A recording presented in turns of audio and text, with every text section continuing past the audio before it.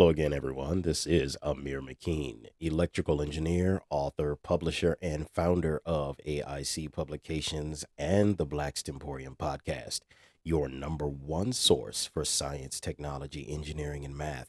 How to start your own publishing enterprise, building generational wealth, economic empowerment, all centered around the Black African American experience. Back again with another tutorial in the AIC Publications 10-minute engineering program where we demystify the math and simplify the science. Today we're going to be talking about current, the controlled electrons. The ampere is where we're going to start at. Most homes are provided electricity through their utility company. The typical current provided to them in a particular home is between 100 and 200 amps. This means that if we assume a provided current of 200 amps per average house, we can actually calculate the quantity of electrons by multiplying 6.625 billion coulombs by 200 amps to equal 1,325 billion electrons for a typical home. Now, can you imagine having to call up your electricity provider and debate your bill in terms of electron delivery? This is just one of the few reasons why in engineering, when we are discussing, designing, analyzing electricity, or explaining technology, we don't usually speak in terms of coulombs per second. As proven before, electrons are naturally unorganized and roam loosely when they break away from their atomic structure. Once we're able to control their environment and order, we can mathematically predict their behavior and utilize them as needed for our applications. This can be said because from previous lessons 1 through 3, we already established that 1 ampere equals 1 coulomb per second, which equals 6.625 billion electrons moving in 1 second. Now, because the ampere equals 1 coulomb measured over a period of time, i.e. 1 second, the engineering world states that current exists in an instant, and we therefore denote current with an I. So when we are calculating what does current equal, we normally substitute I equals however many amps, and it would be written as I equals, in this instance, 2 amps. Now, when we place electrons in this manner, they can be called electrical current, and their unit of measurement in this mode is the ampere, which is represented by an A. Now, what you're looking at here is a drawing which illustrates the difference between DC and AC. In DC, or direct current, the controlled flow of electrons, which from this point on, we're going to be calling specifically current. All right. It only moves in one direction. However, in AC, or alternating current, the current can change directions.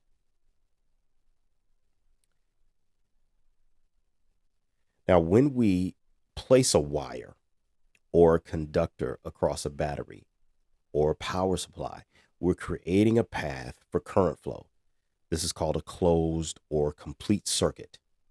When we remove the conductor from the battery or the power supply, or remove it anywhere in the circuit, the current flow is stopped. Now, this becomes an open circuit, and it's shown in the drawing. Even though a voltage may be present, if the path for that current is removed, it's still considered an open circuit. Now, in the most simplest of circuits, current only has one path for it to travel. This is called a series circuit.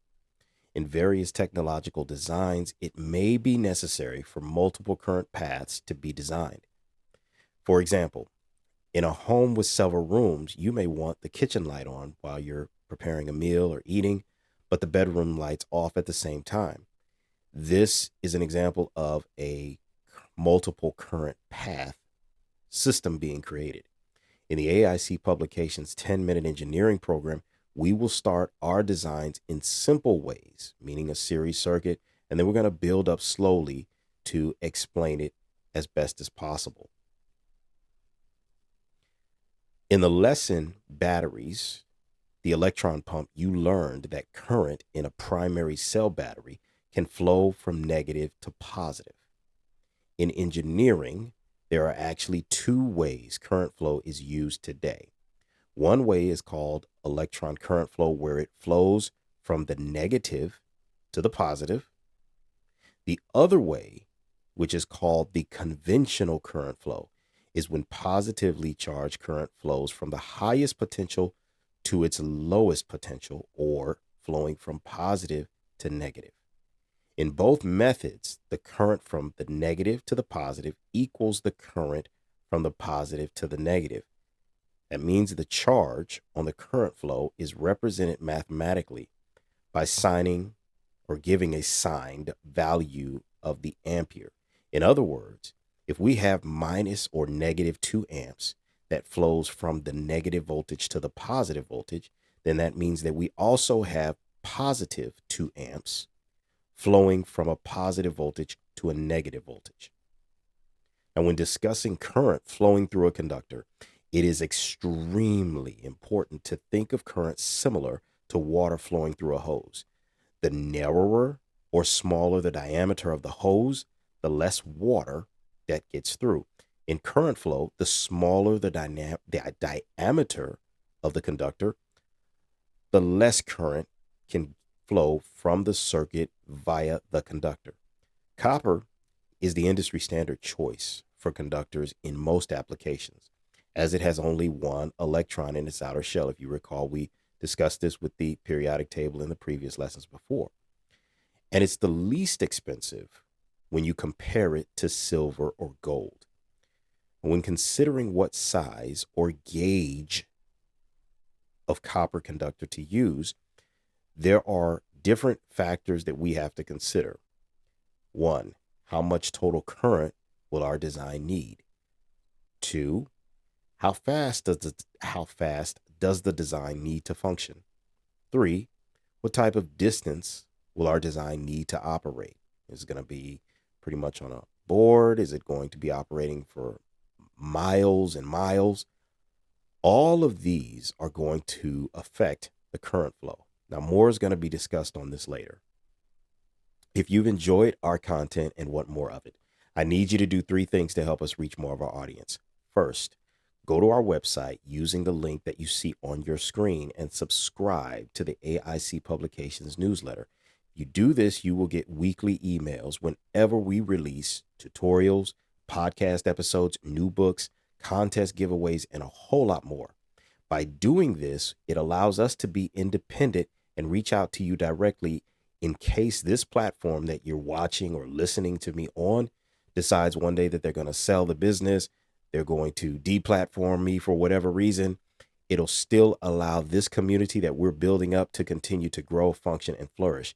So your support in that area by signing to AIC Publications newsletter at our website is critical.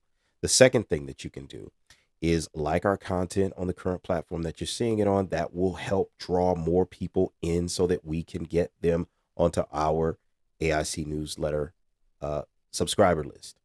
And the third, share our content with at least 3 of your friends using the hashtag AIC Publications and give us a link. Thanks in advance for helping us to demystify the math, simplify the science. Remember, we want all of our community members to attain the knowledge, innovate for success, and command your future. Till next time, we wish you all nothing but the best.